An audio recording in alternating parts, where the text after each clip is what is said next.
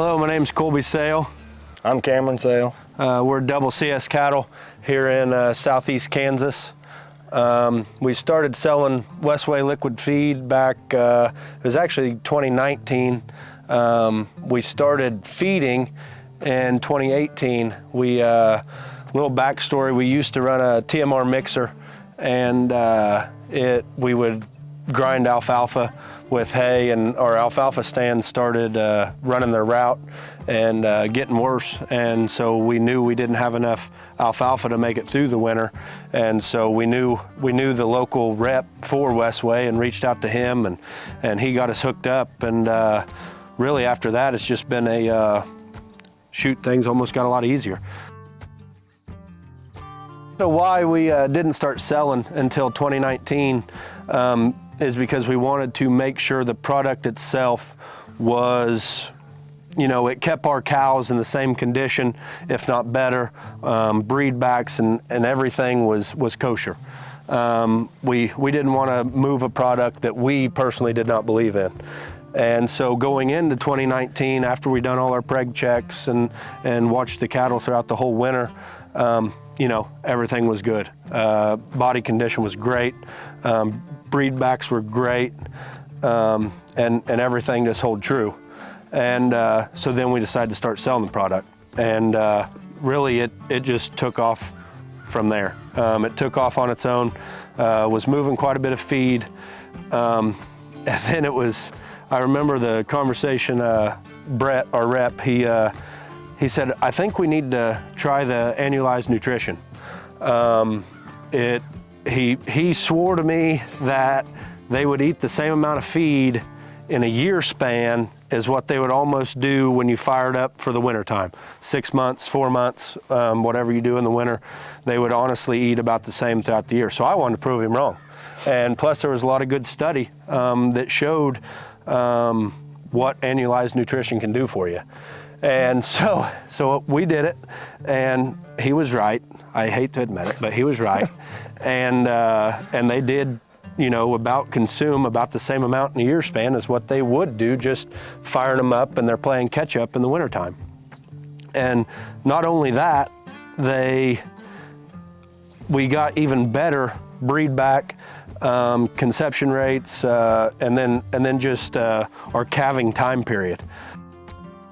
And everything's bull bred and serviced by bulls, and so 98% breed back, and then it was the first 30 days. First 30 days was about 70-some% calved out, and then by about 45 days we were well into the 80%, and probably after that 60 days we were well into the 90s and about done. And we've always calved in fairly tight windows, but never that tight, and it made us a firm believer in it. And also it helped the calves. Honestly, going year round, you'll have baby calves up there that's a month or two old and they're starting to lick on that, and that's just adding pounds onto them when it comes time to weaning and making them more healthy animals.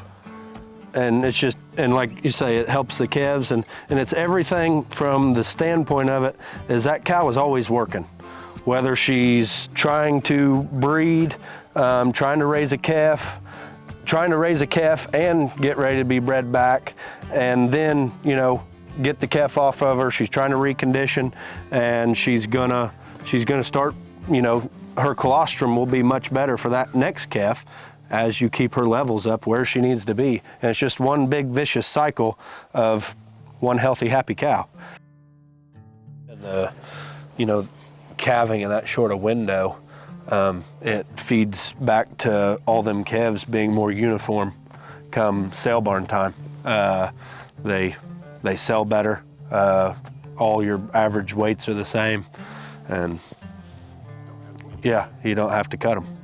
So, when they can put a bunch of calves on a pot and get them going that are all even, they sell for better money. So in the long run, you get more money. And if you're feeding year round, if you have a time in the summer that it gets a little hot and dry and your grass gets a little washy and not as good a protein, they've got the protein there already to keep them where they need to, instead of dipping down real low when they're trying to feed a calf and grow another calf and get bred. And it holds steady all the time, and you don't have that big gap in protein that a cow needs all the time, virtually. So here, for example, these calves behind us are all steers.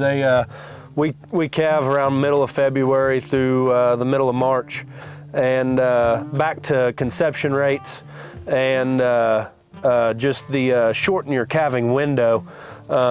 These calves will, since they are in a shorter calving window, they stay more uniform, all even, and therefore when they go to the sale barn, a lot more guys are interested. There's a lot less cuts. Fill a pot trailer and ship them out. And it just all stems back to that annualized nutrition. As far as the feed coming in and out of the Port of Catoosa, and just the quality of the feed's always the same. They take as much pride in making the feed as the consumer wants in its feed. It's always very consistent. Nothing really changes. They test every batch they make.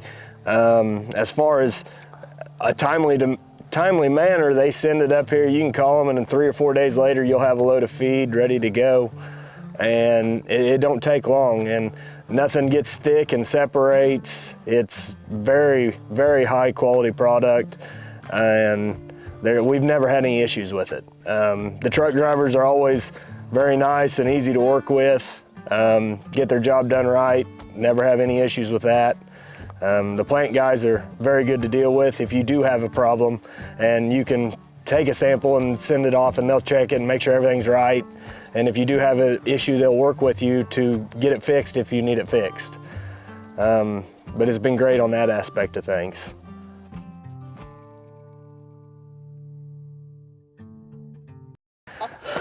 Was that still? She's laughing at us because we just done another little interview and it wasn't even recording. We just stood there like, yeah, totally. Yeah. Totally. She's like, I'm done with I'm it. gonna put together a video for you guys of you roasting each other. Hey, that's fine. God dang, you can do it. I can talk if I have to. You can do it. I would start off with names. Yeah. Introduce yourselves. Hi, Your business. I'm Colby the Cheese. How many test runs do I get? I had to go. None. Are you here? Let's just go from there. And say like maybe like where you're at, location wise. Hello. And it just makes everything nice.